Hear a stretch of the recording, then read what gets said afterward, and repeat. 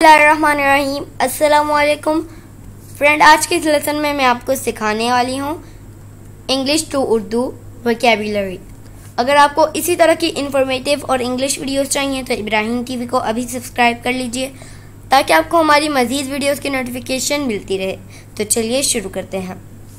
रियाट, रियाट, फसाद, प्रिय, प्रिय, शिकार, रिल्म, रिल्म, दायरा, फोर्टिफाई, फोर्टिफाई, मजबूत करना, रिलेबल, रिलेबल, काबिल एतमाद, डिस्ट्रीब्यूट, डिस्ट्रीब्यूट, तकसीम करना,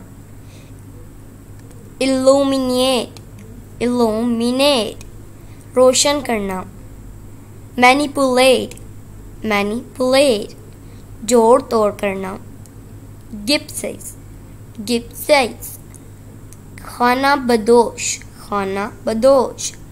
तो ये था फ्रेंड आज का हमारा लेसन। वीडियो पसंद आई हो तो इसे लाइक करें, चैनल को अभी सब्सक्राइब करें। आपसे मिलेंगे अगली नेक्स्ट वीडियो में, तब तक के लिए अल्लाह हाफिज़।